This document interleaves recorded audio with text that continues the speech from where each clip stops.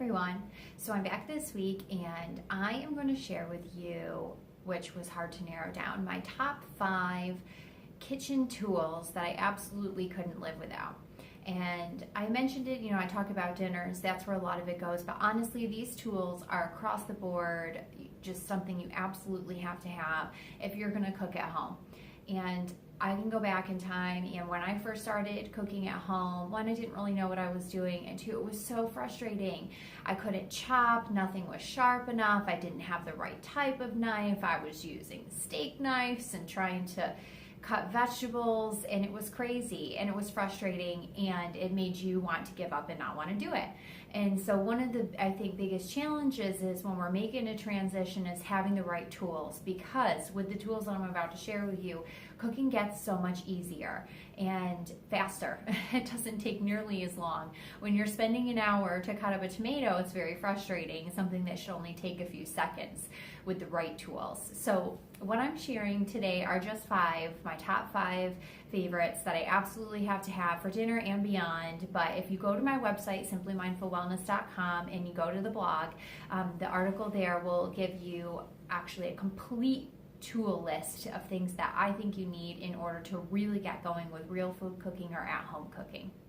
So let's just jump right in. So top of my list is by far the slow cooker, and this is the easiest one to use without having to know anything. You literally just dump all your ingredients in and turn it on for the amount of time that you want it to cook with your setting, and that's it. It's so easy, it's so simple. I actually have 2 of them, and I'm considering getting another one. They're 2 different sizes. I have a larger one that fits a whole chicken plus some vegetables in it and really cooks a meal from anywhere between 3 people to 6 to 8 people. I can get a whole meal in that. I also have a smaller one that I like to cook sides in, or I use as a backup if I'm having a party and I'm going to use the slow cooker. So I can run both of them at the same time. Or sometimes I'm running dinner in one and I am making something like our apple butter in the other one. So, or a protein for the week, or batch cooking, so I'm running them both at the same time. So it's not a bad thing if you have a smaller one. I actually do technically have a third one. It's kind of for dips, but I don't use that one as much. But it's a great idea to have a slow cooker. You can never go wrong, and it makes it so easy because you don't have to cook dinner in the evening. It's already done. On my website, simplymindfulwellness.com, you can also see how I do a whole chicken, and this is one of our family favorites. Not only is it delicious when we eat the chicken after we've cooked it, but there's extra chicken for the week, so you can use that as a protein and sub it into other meals. You can create your own broth out of it and more. So if you hop on over to the blog, you can check out how I do my whole chicken and what I make out of it afterwards. So another thing that I use the slow cooker for is breakfast, and it's so easy. This is a great way to do overnight oats, or you can make them all in a batch, and it only takes a few hours to cook oats for an entire week, possibly even more depending on how many of you are eating the oats, and really have everything ready to go. So it's another great use of a slow cooker. Next up on the list is a food processor, and this was a real close second. I'm not really sure if I had to give one of those 2 things up what I would do.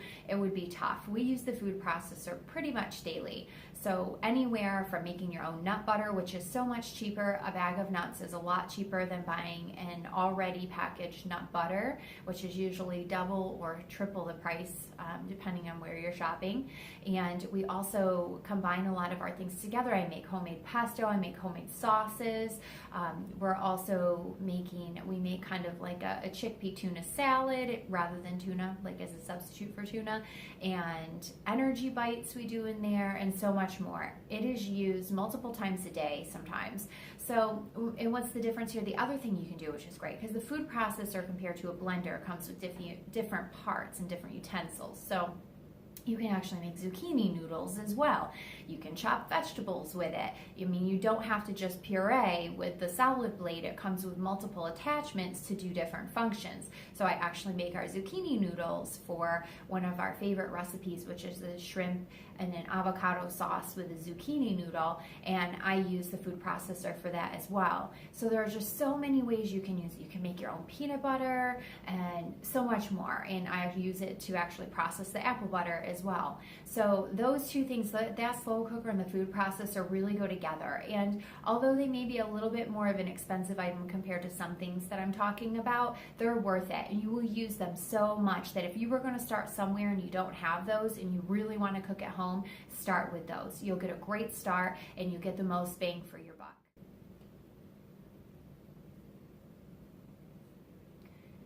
Next up are knives, and I kind of alluded to this in my little introduction at my frustration. Knives have made the biggest difference in cooking beyond the food processor and the slow cooker. Those are easy things to get started, but the knives are so important, and having a few different knives and having the ability to sharpen those knives or hone the knife is so important, because very quickly, especially when you're chopping vegetables and other real food items multiple times a day, you'll realize that you really need to hone the knives or sharpen them on a regular basis.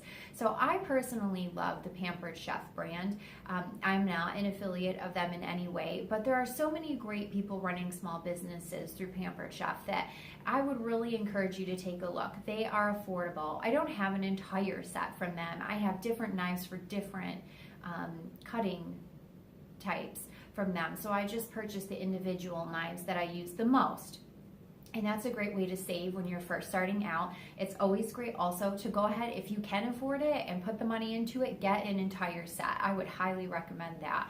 But like I said, I've kind of pieced mine together as I could afford to get them and got the most important ones for what I needed to chop first.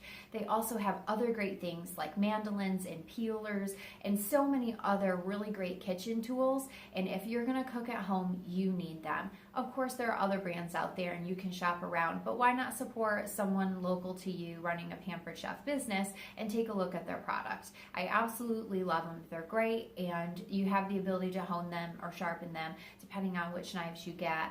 And so it really creates a much longer longevity. So the money is worth it putting it into those knives. As mentioned, it's not really a knife. I guess you would probably just call it a slicer, but that mandolin is amazing.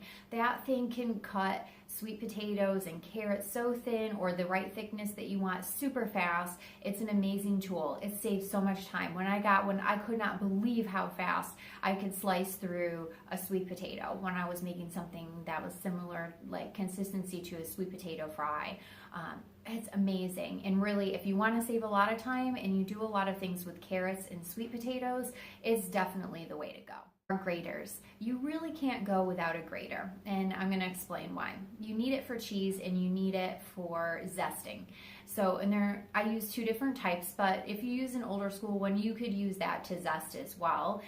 You could also use it for chocolate, so the kind that stand up, the colander type, and you could grate that way. And then the other thing I have is a small handheld that I use for zesting, and you can also grate other things with that, but it's so important because anything you buy that's pre-grated, it has processing agents inside of it or other chemicals or materials that are keeping it from caking or sticking together. And if you've ever used a fresh cheese and you used a grater, you realize right away that cheese is super sticky. And it definitely sticks together. So anything that you're buying in a package that's not stuck together means that they've added a component or a chemical to it to make it not stick together. So having a grater is super important if you're trying to eliminate processed foods, which those cheeses are processed. So if they're already pre-shredded and then bagged, they are processed. So if you're trying to eliminate that, you absolutely need a grater so you can do this all yourself. And you might be thinking, man, do I want to spend the time doing that grating? It doesn't take long. It's only a few seconds, so you're not adding a lot of time on. And again, Pampered Chef actually makes a really neat little grater that's a handheld grater that you can measure with at the same time. So if you're trying to measure a certain amount of cheese, you can just put the attachment on, the cup catches it, and it shows you where you're at.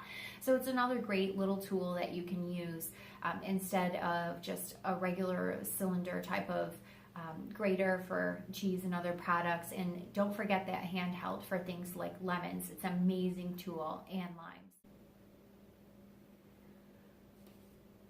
So next up, it's not really a tool necessarily, but you really can't be without this for real food, and that's storage containers. And you're welcome to choose what you like, but kind of in your process, you'll probably realize that using lots of plastics doesn't always fit into your new lifestyle with food. So I recommend glass, and I'm going to recommend another specific brand that I'm not affiliated with, but I've had great luck with, and that's Pyrex.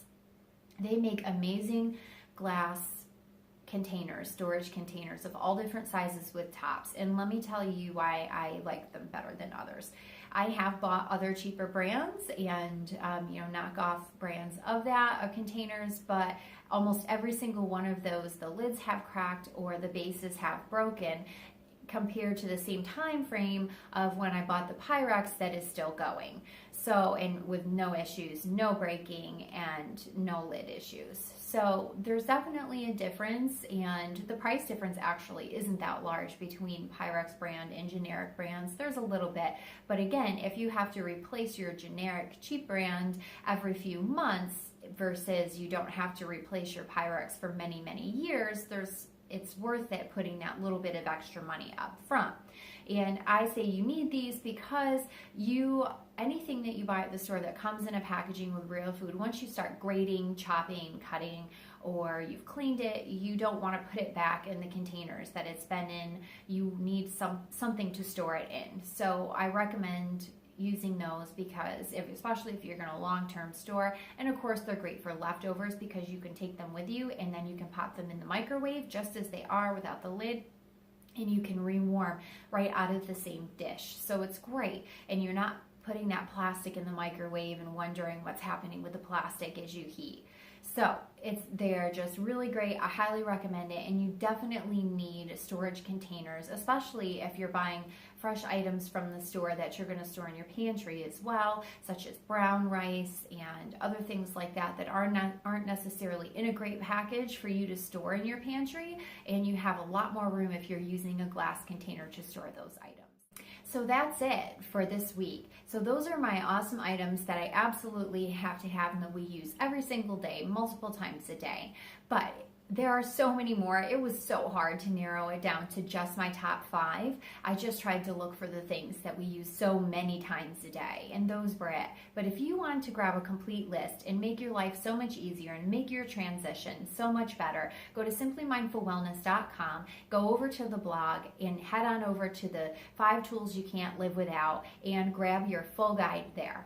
If you liked this video, please click like below and share your favorite kitchen utensil in the comments. Please share this video with your friends and family as well. I'll see you next week.